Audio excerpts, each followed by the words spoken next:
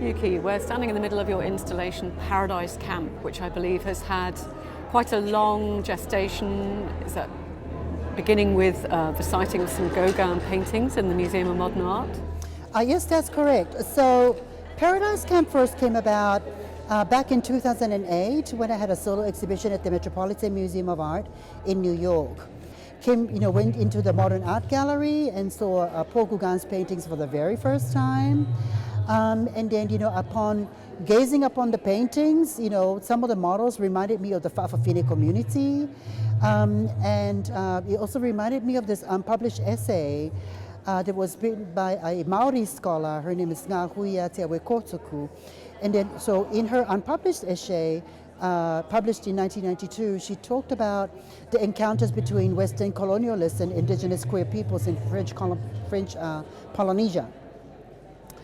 So I was pondering about that and then looking at Paul Gauguin's paintings, and it really strangely reminded me of some of the Fa'afafine friends that I had, and even the background, they reminded me of, settings in Samoa.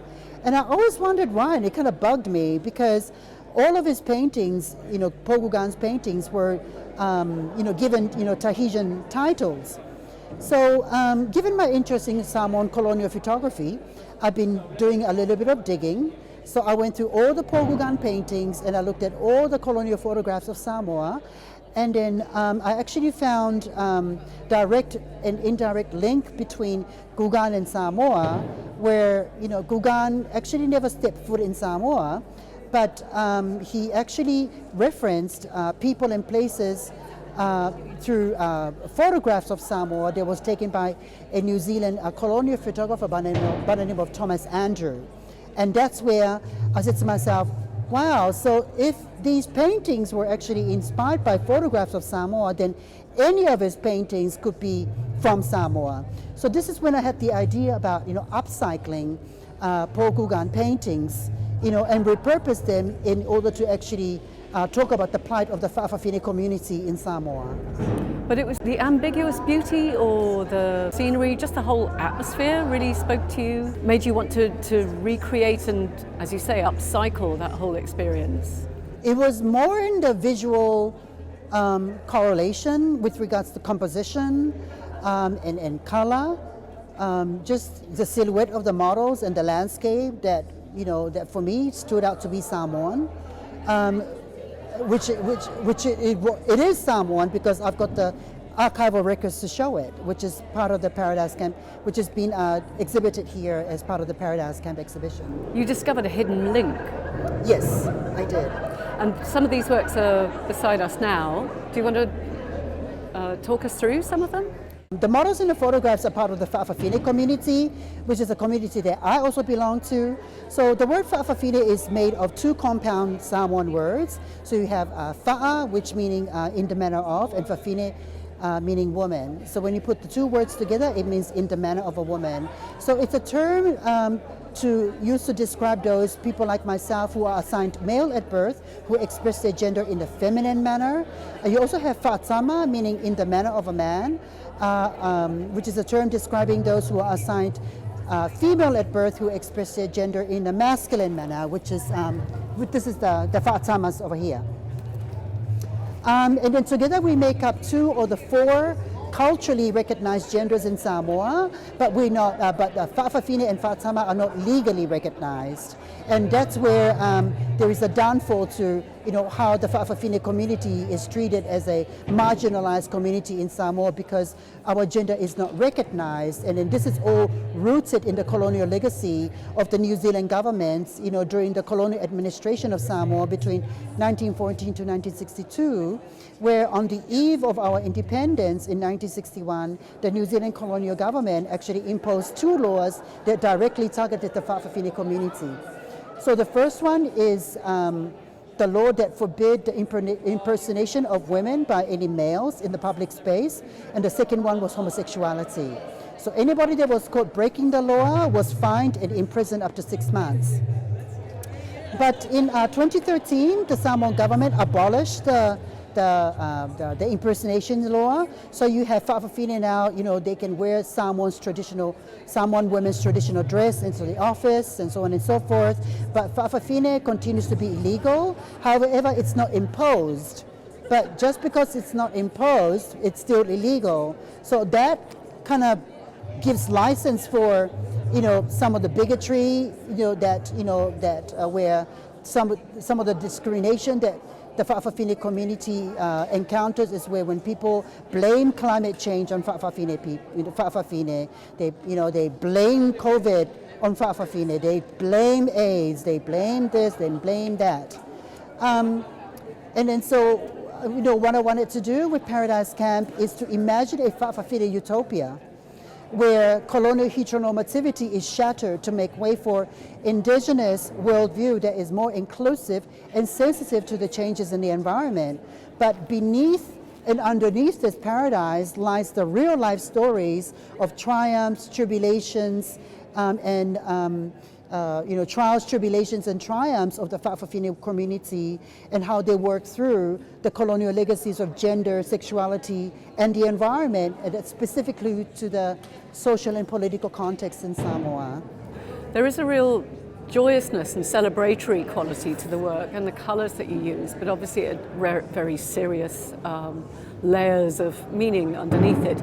And also to this wallpaper, there is quite a serious meaning behind that. Can you tell us a little about So when we think of the Pacific, the first thing that people think about the Pacific region is a tranquil blue ocean, cascading against the white sand beach with the overarching coconut tree. And when we also think about the idea of paradise, it's actually linked to the biblical stories of Adam and Eve. So when we think of paradise, it's actually very heteronormative. So I wanted to deploy the aesthetic of camp to actually undo it. So in this case, in Paradise Camp, what you see here is this vast oceanscape. It's very, very beautiful, and it's one of my favorite beaches to go to. It's in the village of Saleapanga in the district of Alepatsa. But this was actually one of the worst hit villages in the 2009 tsunami, which was responsible for the death of over 189 people. And then among the first responders to the tsunami were a group of Fa'afafine from the Alepatsa Fa'afafine Association, who were among the first responders to the tsunami. So they actually went into the chaos and pulled the bodies out of the rubble, helped to settle families with young children, and settle in the elderly. But when it came time for them to seek refuge in the emergency shelters that was built by the NGOs and that, these emergency shelters didn't provide mechanisms to help support the Fa'afafine community, including establishing gender-neutral bathrooms. So the Fa'afafines had to actually go and seek an abandoned house, or living without any basic necessities while helping to continue with the rescue efforts. Now, earthquake-induced tsunamis and climate change are two different things, but they are both linked by environmental crisis, which is something that is frequently occurring, in the Pacific and specifically to Samoa. So Samoa is actually at the front line of climate change for the fact that the average global sea level rise is from 2.8 to 3.5, while Samoa actually experiences sea level rise of up to 4 millimeters per year. And then we have frequent cyclones, frequent floods, coastal erosion, so on and so forth. And it's, this is very dangerous given that 80% of the Samoan population actually live alongside the coastal areas, including Fa'afafines. So climate change impacts all of us, but it has a particular kind of specific experience, to a marginalized community, particularly to the Fa'afafine communities, because there are things that impacts us more than others. And then this is what I wanted to highlight in Paradise Camp, was to talk about the Fa'afafine experience with climate change. The TV show that you're broadcasting behind me, that's more playful, Can you tell us a little bit about that? Okay, so the single channel video work is entitled Paradise Camp TV, and it features a 5-part episodic talk show where I brought my friends together who doesn't know anything about Paul Gauguin or Western art history. They don't actually teach Western art history in Samoa, thank God. So what you have here is a group of Fa'afines actually giving their first impressions on Paul Gauguin paintings. So they're talking about ways in which Paul Gauguin can improve his paintings, what they think about Paul Gauguin's paintings. But what you see here as you start listening to the dialogue is that it doesn't actually become about Paul Gauguin, it actually becomes about themselves. So it actually paints a really nice portrait of the community. And there's a film where you're impersonating Paul Gauguin. Yes, the First Impressions Paul Gauguin talk show series is interspersed with a video work entitled Talanoa, or a dialogue between Paul Gauguin and Yuki Kihara, where I dress up in the guise of Paul Gauguin through 3-hour prosthetics. It's a scripted performance between Paul Gauguin and myself, where the artist, or Yuki Kihara, starts interrogating Paul Gauguin, who is actually, Yuki, myself dressed up as Gauguin. And what are the key themes that you're wrestling with in that particular conversation? Everything that we talk about in Paul Gauguin, about colonial power dynamics, the gaze, the imbued meanings behind the photographs that I'm doing. Yeah. And how does Paul Gauguin come out of this conversational wrestling match? Traumatized and scared. And is that part of the response you're hoping that people will feel to, a lot of this very sort of rich, layered work?